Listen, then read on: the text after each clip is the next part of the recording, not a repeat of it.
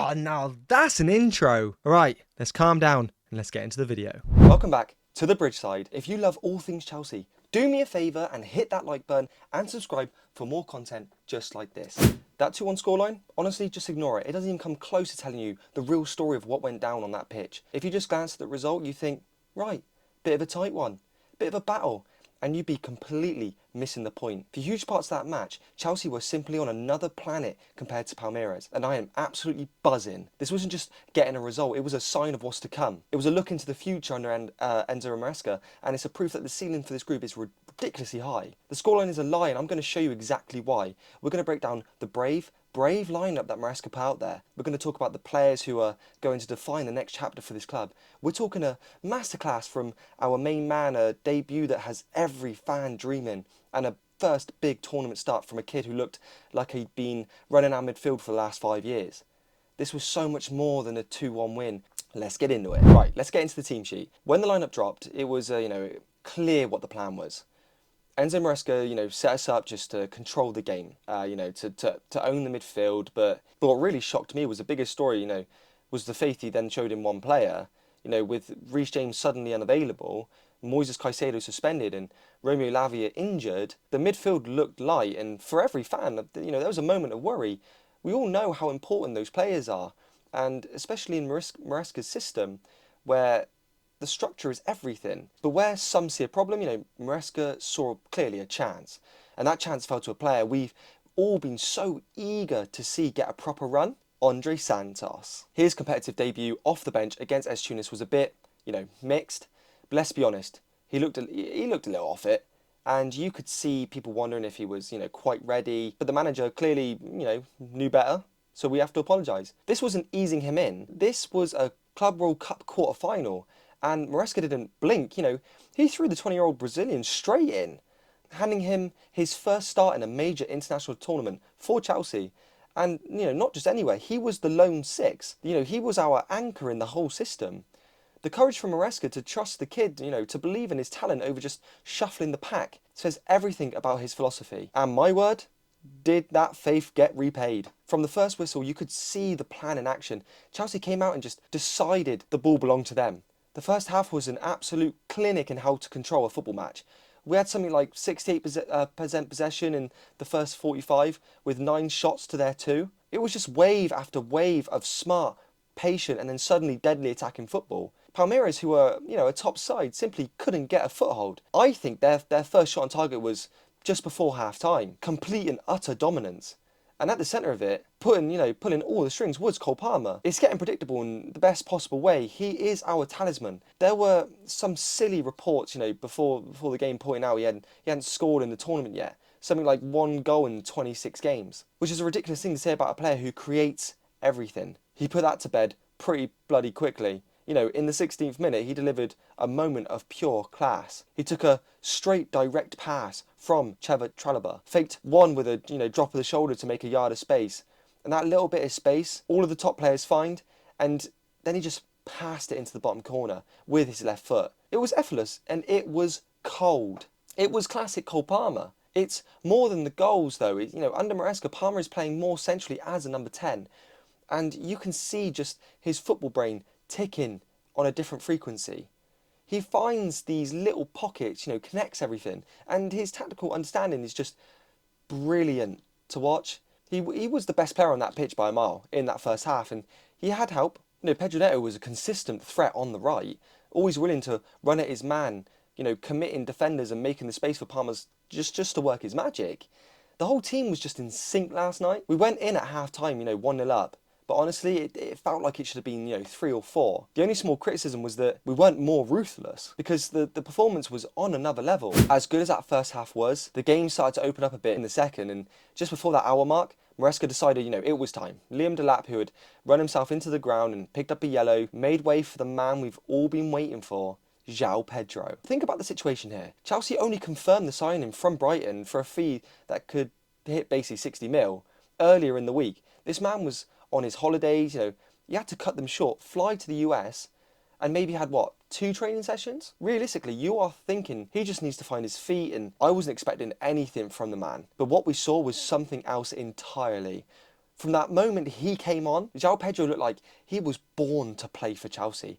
He didn't just fit in, he made the whole attack look better. All the reports were right. His technical quality, his sharpness, his fight, it was all there from the moment he came on. His touch was clean, his hold-up play was strong, and he just looked desperate to get involved, and he was so unlucky not to get a debut goal. Hitting the post with one powerful shot and seeing another one just go wide. There was one moment where he took the ball under pressure and used his strength to shield it, spun his man and laid it off perfectly.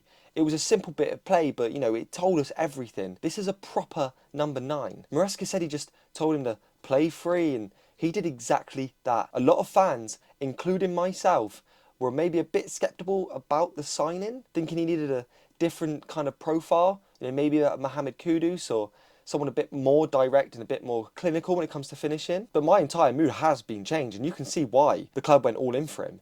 For a player with zero preparation to come in and look that good is just a special sign. He looked like the real deal. Honestly, what did you guys think of João Pedro's debut? That 30-minute performance seriously has me excited. He's the striker we have been crying out for. Let me know your thoughts in the comments down below. I want to know what the rest of the Chelsea faithful are thinking. We have to go back to the man of the match for me. Andre Santos stepped in and played with the maturity of a 10-year veteran for me. If this was supposed to be a test, he absolutely smashed it. The stats tell apart, just how part of that story. And most tackles in the game, won all of his aerial duels and won most of his ground duels actually, and was always looking to pass forward. But his performance was so much more than numbers.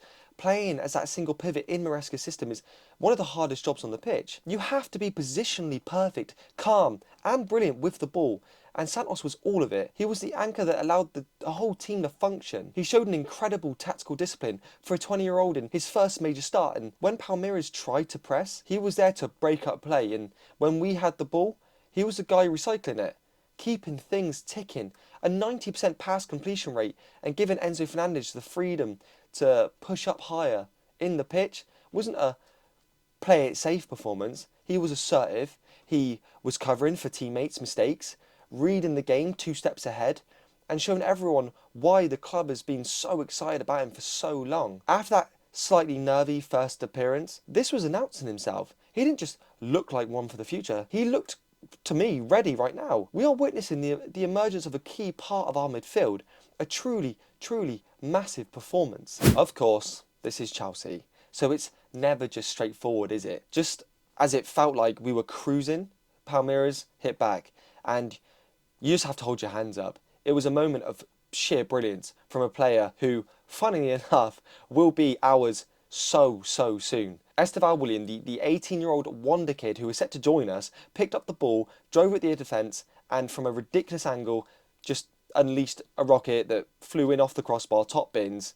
It was a great goal. You can't deny it. It was an unbelievable goal. A flash of talent that we've invested in. And even Enzo Maresca said after the game that he was happy for Esteval, calling it, the perfect night to win and see a future star play so well. It was strange feeling, seeing him score against us. But my God, it's exciting to know that he's coming to Stamford Bridge. And for a minute, you're thinking, here we go again. Dominate a game, miss chances, get hit by a moment of magic and drop points. The game went a bit wild and back and forth, like a bit like a basketball match. But this team has a different mentality now, and we didn't fold. We kept going, and in the 83rd minute, we got our break, and with a massive slice of just good fortune, Malagusto, who was brilliant all night, whipped in a cross from a short corner. It took the weirdest deflections I've ever seen in my life. The keeper should have saved it. Like, let's be honest, how he didn't. I know he got wrong-footed, but come on, you have to be saving that. It was scrappy, it was lucky, but it was nothing less than what we deserved on the balance of how we played that whole game. The relief for me was just immense, and we got the job done. So let's wrap it up. That 2-1 win was one of the most flattering scorelines for an opponent you'll ever see, probably all year. For most of that game, Chelsea were on a completely different level. Maresca's tactical plan was brave and, especially in the first half, was carried out to perfection. Cole Palmer showed us again that he is the soul of this team, a world-class player at the very top of his game. And Andre Santos on his full, tournament debut, put in a performance that was years beyond his age, announcing himself as a key part of our midfield going forward. And João Pedro, what more can you say about his debut? In 30 minutes, he showed us everything. Strength, skill, intelligence, and a real hunger to show us what he's got. The project is working and the players are all in. And the performances are now getting better and better. Now we've got, a massive semi-final against another Brazilian giant, Fluminense, and a reunion with the legend himself, Thiago Silva. It's another huge test, but after a performance filled with much quality and character, you have to be confident. This Chelsea team is going places. It's quite interesting, isn't it, that straight away after that game, we hear the news that Noni Madueke has agreed personal terms with Arsenal. And I'm not being funny. If I'd seen how Esteval played against us, and how he scored that insane goal, and he had them little moments of magic where he was just dribbling through our players, I'd want to bloody leave as well, because guess what, Noni Madueke? You ain't getting a fucking C-in after that performance, especially with what Neto showed. You go to Arsenal, mate. You are a snake if you want to join our London rivals. You are a snake. You don't deserve to be in this team. So go on, go to Arsenal. You won't do anything for him, mate. You'll get dropped just as much as like Havertz did. So good luck to you. Honestly, good luck. I hope we rinse Arsenal for an amount of money for you, you absolute snake. Frustrating. Obviously, I'll be releasing the pre-match for the Fluminense game tomorrow, considering these guys really don't get that much time off. So make sure to like and subscribe to make sure you do not miss out for tomorrow's video for the pre-match. Catch you in the next one. Peace.